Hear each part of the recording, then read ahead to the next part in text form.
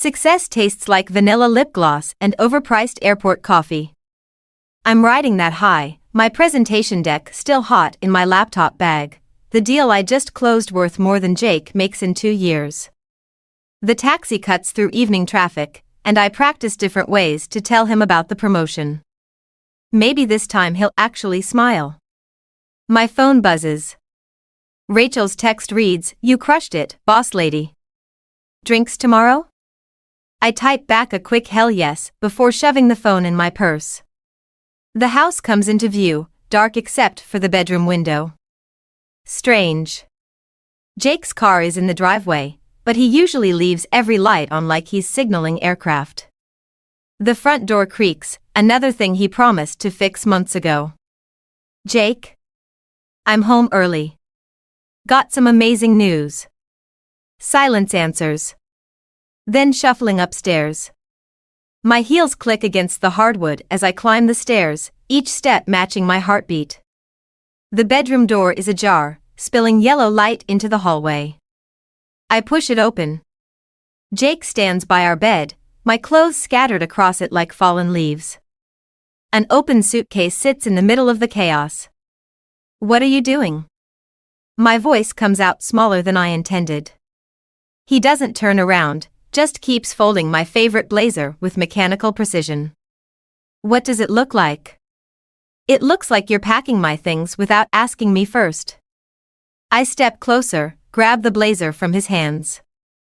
"Stop that. Talk to me." Finally, he faces me. His eyes are red-rimmed, but his voice is steady. "I can't do this anymore, Kiara. This. Pretending we're equals when we both know you've left me in the dust." "What are you talking about?" "I just closed the biggest deal of my career, and instead of celebrating with me, you're what, throwing me out?" "See? That's exactly it." He laughs, but it sounds wrong, like breaking glass. "Every conversation circles back to your career, your success, your fucking achievements. When's the last time you asked about my day? My promotion that I didn't get? Again?" I reach for his arm. He steps back. "Jake, I don't." He holds up a hand. "Just don't. You know what Derek said to me yesterday? He said, 'Man, your wife's killing it. Not us. Not you and me. Just you.' Do you have any idea how that feels?" The room spins slightly. I grab the bedpost to steady myself, my knuckles white against the dark wood. "So this is about your ego? Because I'm successful? This is about respect." He slams the suitcase shut, making me jump. About being able to look my friends in the eye without wondering if they're pitying me. About not feeling like a fucking failure in my own home. "I never made you feel that way. You didn't have to." His voice drops to a whisper. "Your existence does it for you." The words hit like a physical blow. I sink onto the edge of the bed, crushing something underneath me. Pulling it out, I recognize the pregnancy test I took this morning. Positive. The one I was going to surprise him with after sharing my promotion news. Jake follows my gaze, sees what I'm holding. For a moment, his face crumples. Then it hardens again, like cement setting. "Perfect timing," he says, each word dripping with venom. "Now you can be the breadwinner and the mother. The complete package. Who needs me at all?" I stand up, my legs shaking but my voice steady. "You're right. Who needs you?" The test falls from my hand, clattering on the floor between us like a gauntlet thrown. Neither of us moves to pick it up. "I'll be at my mother's," I say, grabbing my purse. "Send my things there." "And Jake? Congratulations. You just made the biggest mistake of your life." I walk out, leaving him standing in a graveyard of designer suits and shattered dreams. My hands don't shake until I'm in the taxi, watching our house disappear in the rearview mirror. Only then do I allow myself to smile, thinking about all the ways I'm going to make him regret this moment. 3 months into the pregnancy, and my mother's guest room feels more like home than the house Jake and I built together. The morning sickness has finally eased, leaving room for a different kind of nausea, the kind that comes from watching your husband pretend everything's fine on social media while he's busy erasing you from his life. He posted another photo with Derek at that new steakhouse, Rachel says, scrolling through her phone during our lunch break. Caption reads, "Living my best life. What a piece of work." I stab at my salad, imagining each cherry tomato is Jake's inflated ego. Let him play happy bachelor. We both know he's dying inside. Speaking of dying. Rachel lowers her voice. The board approved your proposal for the Asian market expansion. Jake's company was counting on that contract. The lettuce suddenly tastes sweeter. You're sure? 100%. Derek let it slip to marketing that Jake's team had already started hiring people for the project. Now they'll have to let them go. My hand instinctively moves to my growing belly. The baby kicks, as if approving my silent satisfaction. The elevator dings, and I spot Linda from HR heading our way. She's wearing that expression that means trouble, the one that makes her look like she's sucking on a lemon. Kiara, do you have a moment? Her voice carries across the break room. It's about your maternity leave paperwork. In her office, Linda slides a form across her desk. Jake called. He's requesting to be removed as your emergency contact and insurance beneficiary. The paper blurs before my eyes. He what? I know this is delicate. But given your situation, we need to update your file.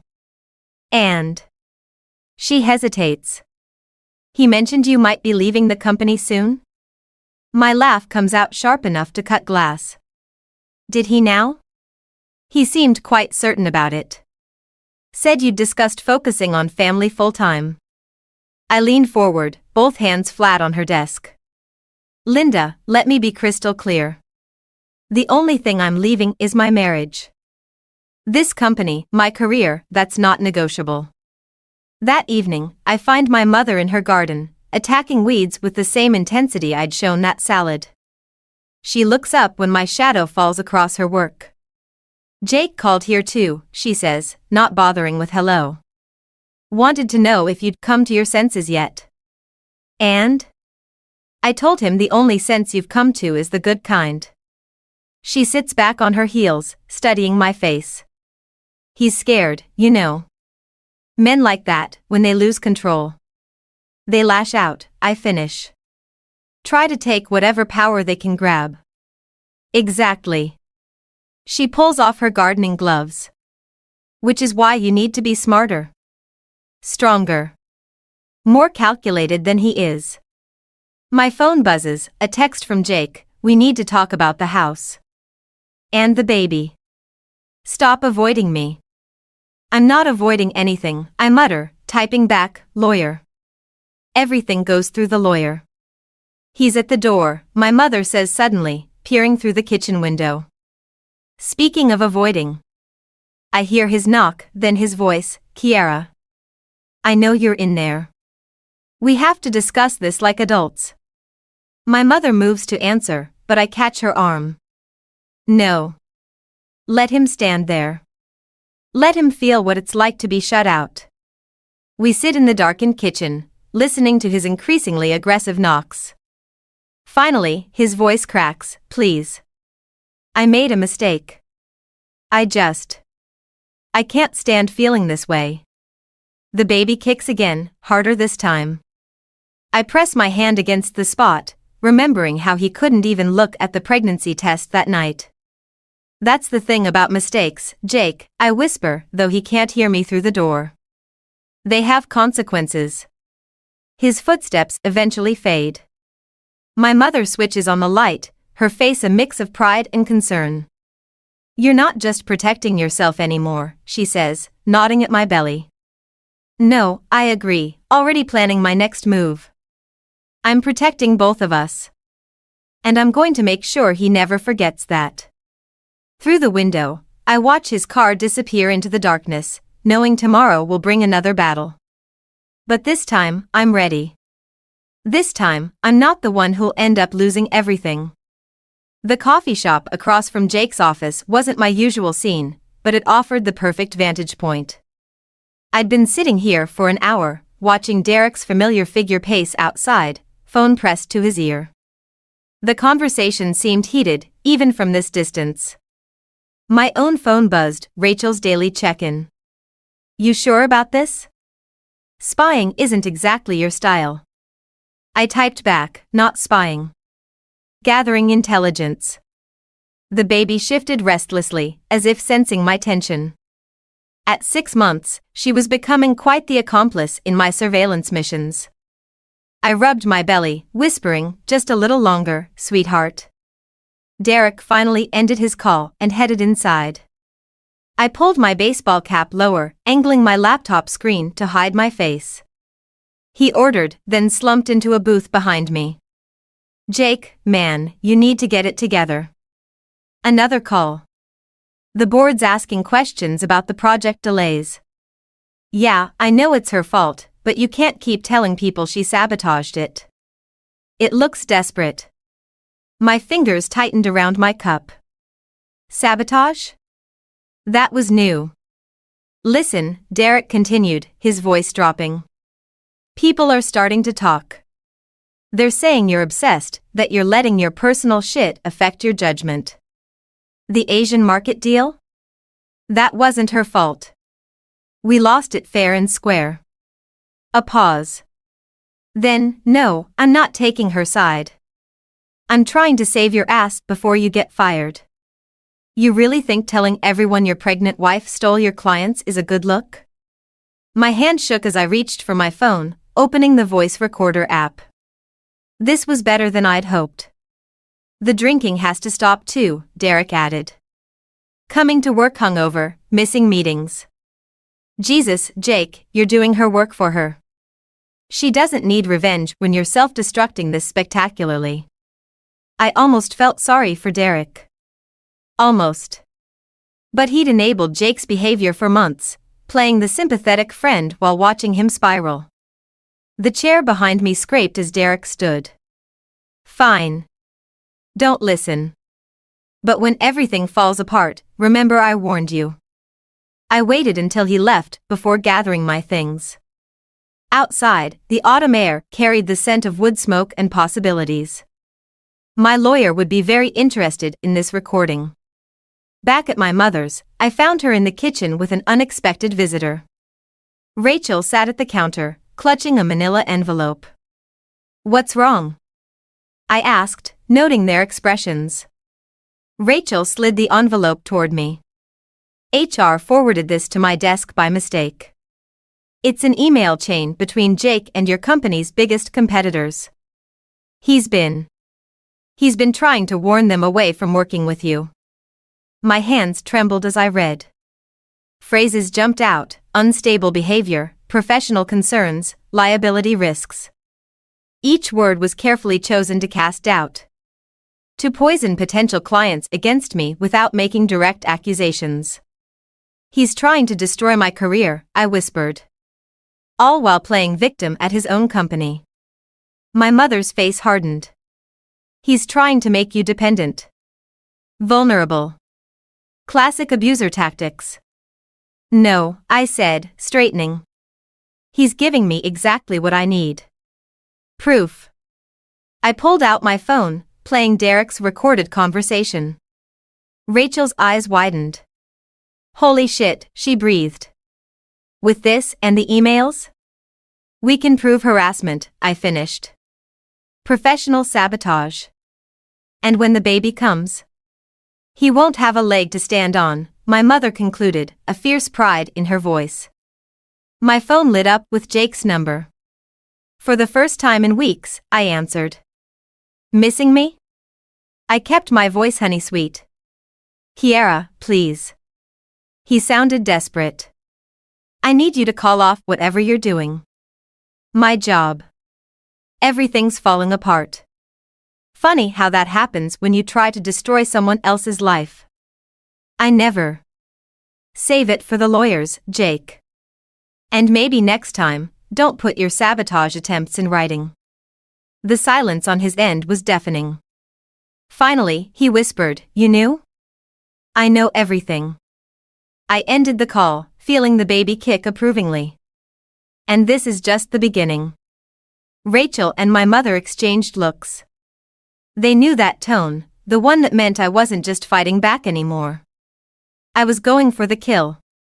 The pregnancy books never mentioned how revenge could make morning sickness worse. 7 months along, and I'm bent over my mother's toilet, heaving up bile and regret after reading Jake's latest email to my clients. Each word a carefully crafted poison, designed to make me look unstable, unreliable, unworthy of their trust. My phone vibrates against the tile floor. Rachel's text reads, "Board meeting in 30. They're discussing your accounts." Jake's brother-in-law is making waves. Of course. I'd forgotten about Michael on the board. Family loyalty runs deep, especially when there's money involved. The doorbell rings as I'm rinsing my mouth.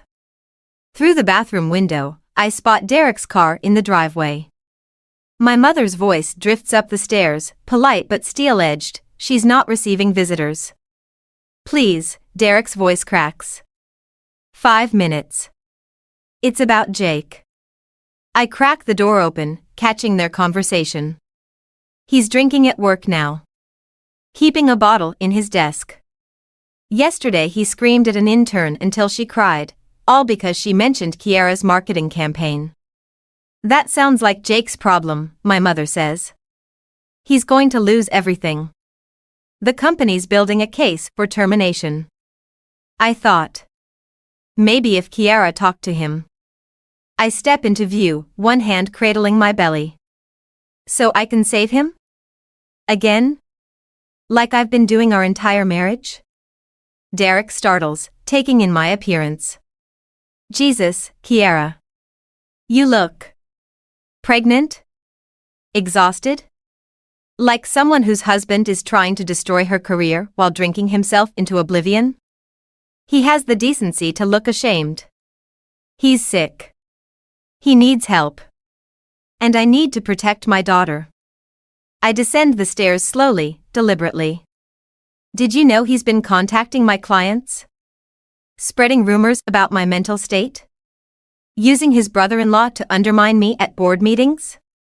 Derek pales. "That's not. He wouldn't." I pull out my phone, playing the recording from the coffee shop. His own voice fills the room, confirming Jake's spiral. Then I show him the emails. "Still want to defend him?" "I came here to help," he whispers. "No. You came here to ease your guilt. You watched him self-destruct for months. Helped him hide it. Now that there are consequences, you want me to clean up his mess?" The baby kicks hard, making me wince. Derek reaches out instinctively, then pulls back when my mother steps between us. "I have proof of everything," I continue. The harassment, the sabotage, the drinking. One call to HR and his career is over. "Is that what you want?" "What do you want?" he counters. The question hits harder than expected. What do I want? Revenge? Justice? Peace? My phone buzzes again. "Rachel, board voted.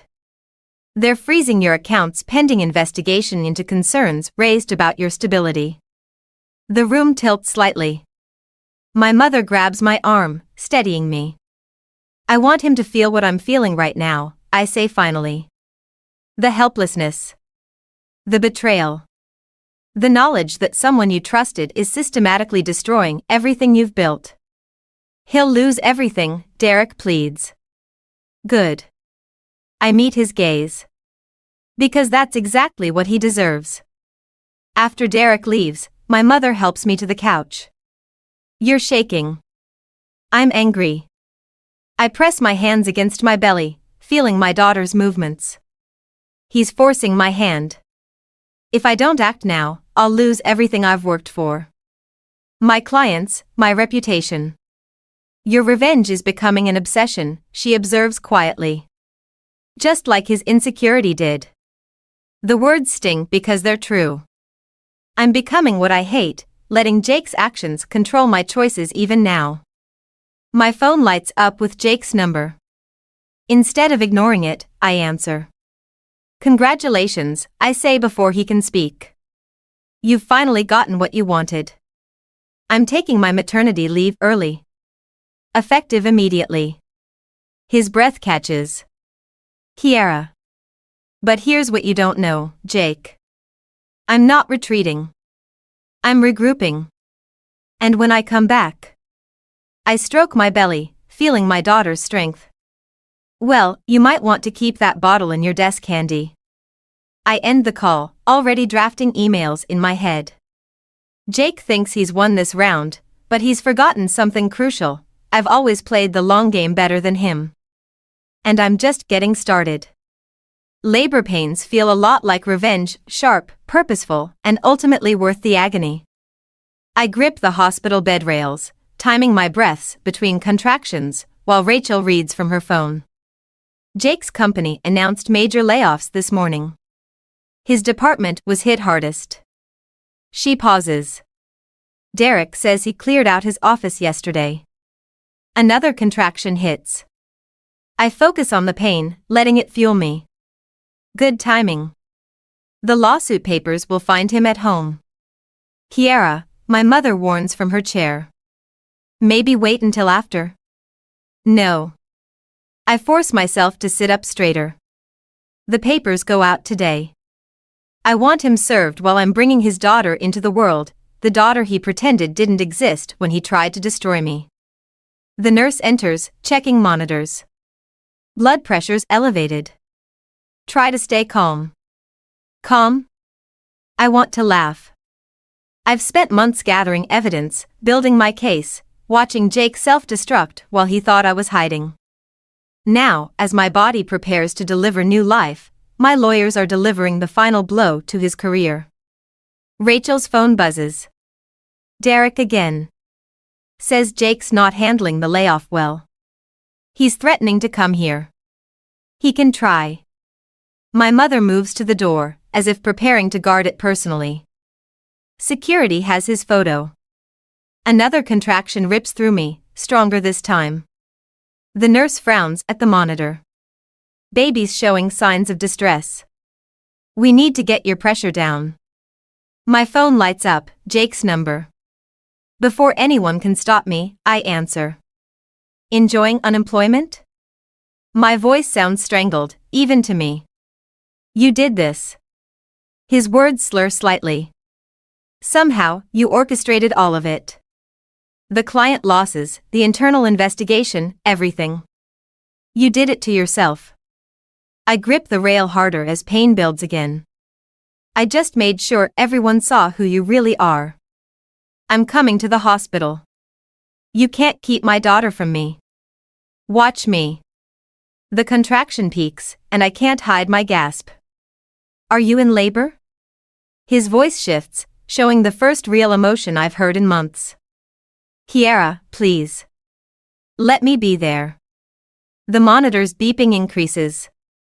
The nurse moves quickly, adjusting equipment. Baby's heart rate is dropping. We need to prep for emergency C-section. My mother takes the phone. Jake, listen carefully.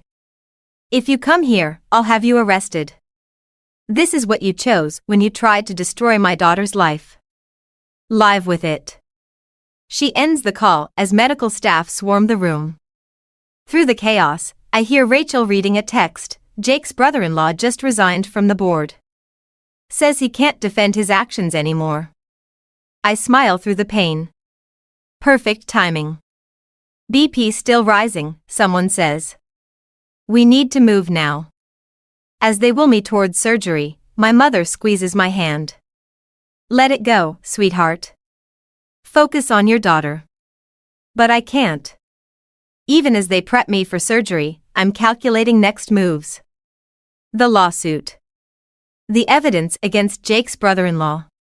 The board members who'll face ethics investigations. The anesthesiologist leans over. Count backward from 10. 9. I think about Jake sitting alone in our empty house, career in ruins. 8. Rachel will ensure every potential employer knows about his drinking, his harassment. 7. My daughter will never know the man who chose pride over family. 6. The monitor's frantic beeping matches my racing thoughts. 5. My mother's worried face appears above me. 4. Your revenge won't keep her safe, she whispers. 3. But it will make sure Jake can never hurt us again. 2. The ceiling blurs. 1. As consciousness fades, I realize I'm crying. Not from pain or fear, but because part of me knows my mother's right. I'm giving birth to my daughter with hatred in my heart instead of joy. The last thing I hear is the doctor's voice, pressure's still climbing. We need to. Then darkness, and a final thought, what if winning this war costs me more than I'm willing to pay? 3 weeks after Emma's birth, I stand in our old driveway, my daughter sleeping against my chest in her carrier. The house looks smaller somehow, diminished like Jake's latest settlement offer sitting unopened in my purse. The key still works. Inside, everything's exactly as I left it, except for the empty bottles littering the coffee table. Jake's car isn't here, but Derek warned me he rarely leaves now except for job interviews he's too drunk to handle. Let's see what Daddy's been up to, I whisper to Emma, moving through rooms that feel like museum exhibits of my former life. In his home office, papers cover every surface, printouts of my emails, social media posts, news articles about the company's losses. Red marker circles names, draws connections, like a conspiracy theorist's fever dream. My phone buzzes. Rachel, board meeting ended. They're reinstating your accounts. Jake's brother-in-law confessed to everything. Victory should taste sweeter than this. Emma stirs, whimpering. I bounce her gently, studying Jake's wall of obsession. That's when I spot it, a familiar manila envelope tucked under some papers. My hands shake as I pull out photographs, me at doctor's appointments. Shopping for baby clothes. Having lunch with Rachel.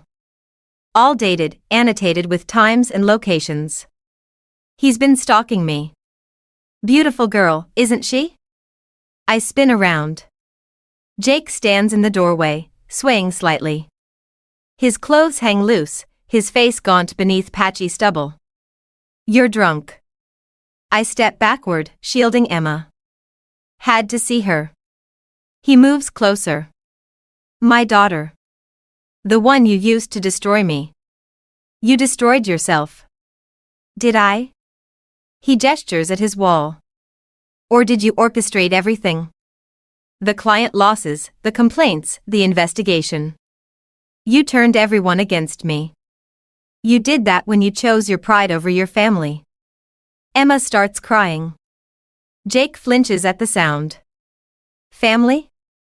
He laughs bitterly. You took that too. But I've been watching, Kiara. Learning your routines. Waiting. My back hits the desk.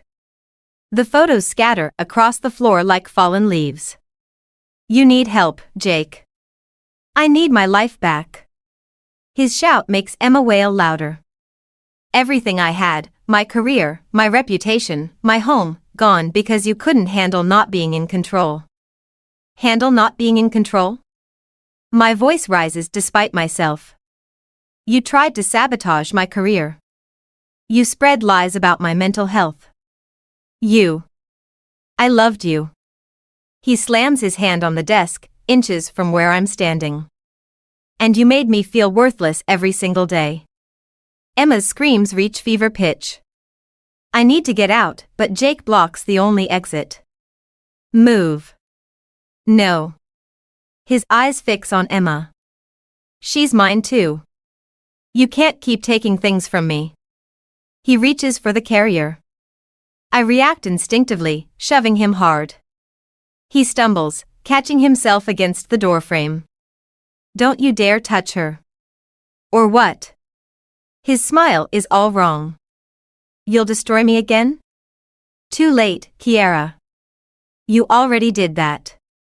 Now we're even. Footsteps thunder up the stairs. Derek appears behind Jake, Rachel close behind. Jesus Christ, Jake. Derek grabs his arm. What are you doing? Following my wife. Like she followed me. Watched me. Ruined me. Rachel edges past them, reaching for me. Come on. We're leaving. No one's leaving. Jake tries to shake off Derek's grip. Not until. Until what? My voice sounds strange, distant. Until you scare me enough? Hurt me enough? Make me feel as pathetic as you do? Emma's cries have subsided to hiccuping sobs. I touch her head, feeling her soft hair against my fingers. You want to know the difference between us, Jake? I built things. A career. A life. A future for our daughter. You only know how to destroy. Kiara, he whispers, and for a moment I see the man I married. Then his face hardens again. This isn't over. Yes, it is. I walk past him, my legs surprisingly steady. You're not even worth revenge anymore. Outside, the sun feels too bright. Rachel guides me to her car while Derek stays with Jake, already calling someone, rehab, maybe, or the police. In the back seat, I finally let myself shake, holding Emma close as she drifts back to sleep. My perfect revenge lies in ashes, leaving only the bitter taste of Pyrrhic victory and the weight of my daughter against my heart. The restraining order sits on my desk like a loaded gun. One signature, and Jake legally becomes a stranger. My lawyer says it's necessary after the stalking incident, but my pen hovers, uncertain. Emma sleeps in her carrier beside me while I review quarterly reports. Back at work for 2 weeks, and already the rhythm feels natural. Then my office door swings open. Jake stands there, sober and sharp in a new suit. Behind him, security guards rush forward, but he's already inside. Don't call them, he says quietly. Please. 5 minutes. I should press the panic button. Instead, I wave the guards back. 5 minutes. Then I'm signing these papers. He spots the restraining order, nods like he expected it. I'm checking into rehab tomorrow. 30-day program. Good for you.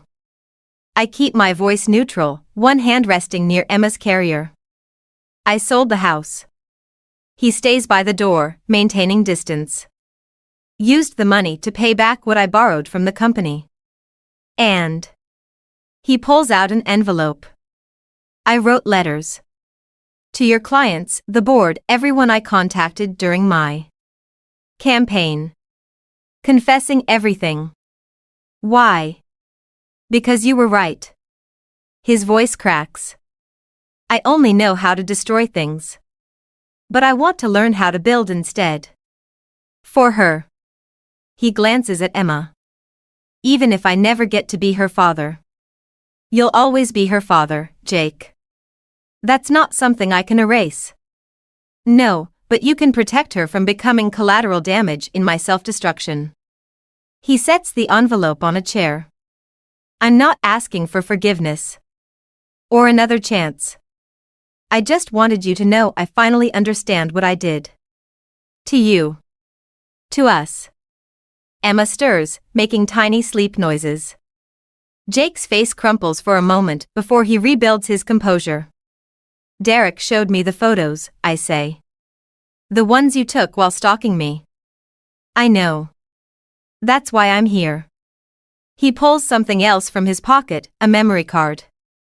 Every photo, every note, everything I collected during that time. Destroy it. I don't want to be that person anymore. My phone buzzes, Rachel texting that security is ready to intervene. I ignore it. You know what the worst part was? I stand, needing to move. Not the sabotage or the lies. It was watching you choose your pride over our daughter.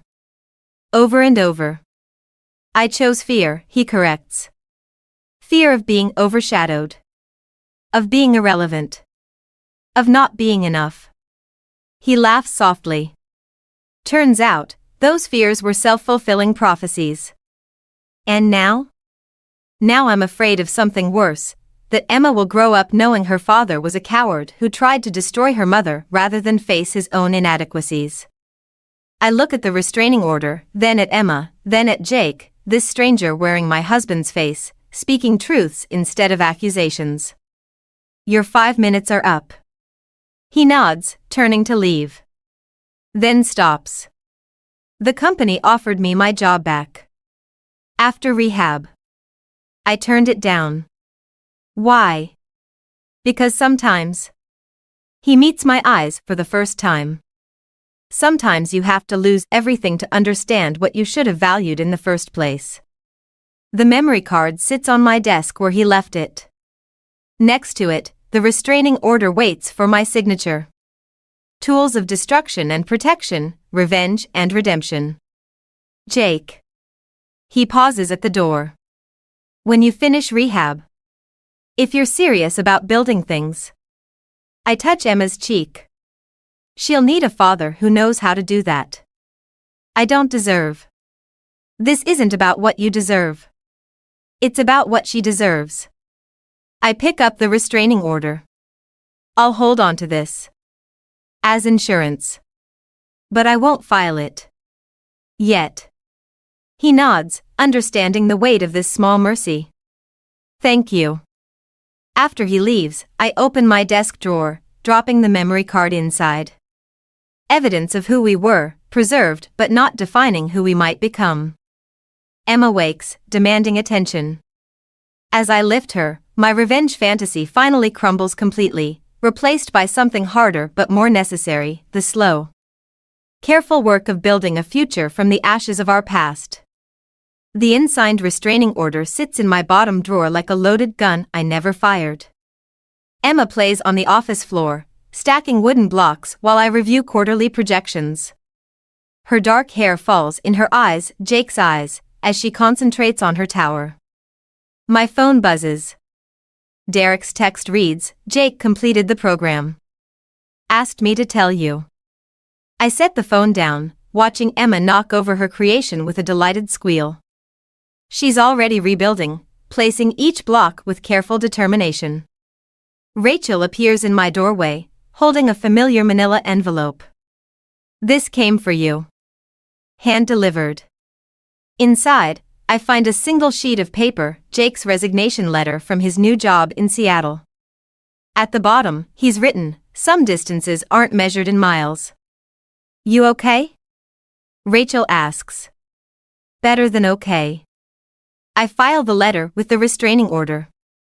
I'm done measuring distances. The intercom buzzes.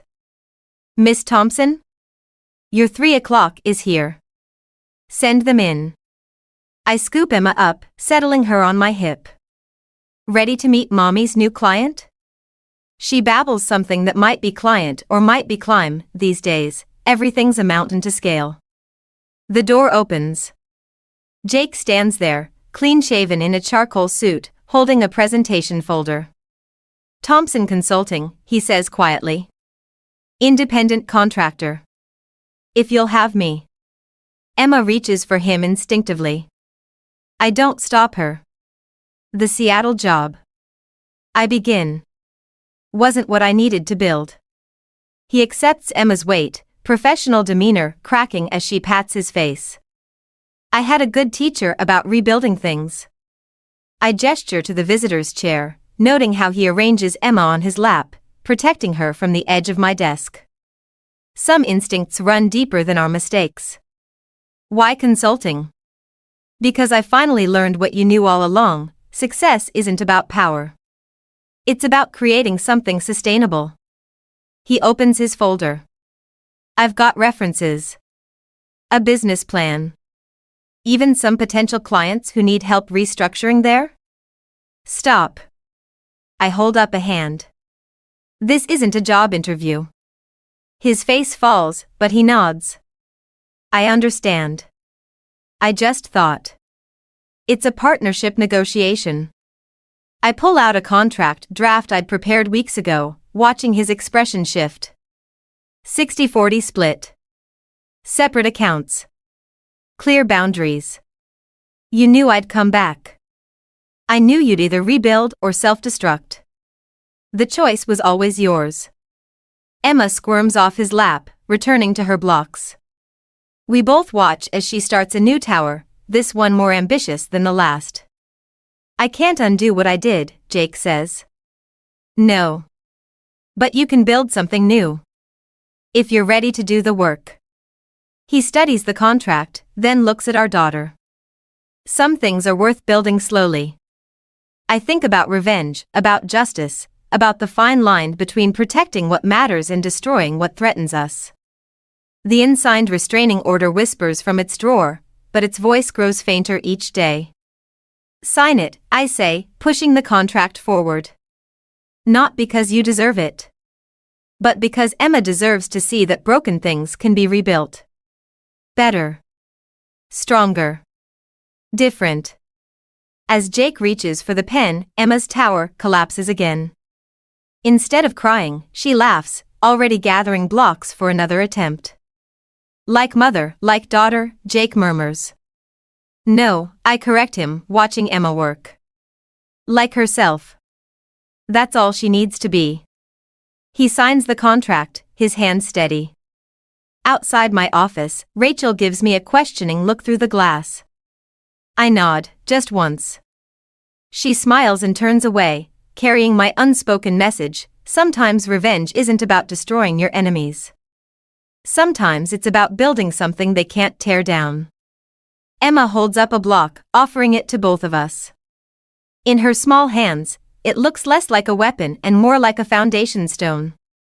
Jake and I reach for it together, our fingers brushing briefly as we help our daughter start again. Not with forgiveness, that's still a distant shore. But with something more essential, the understanding that some things are worth building, even from the ashes of what we burned.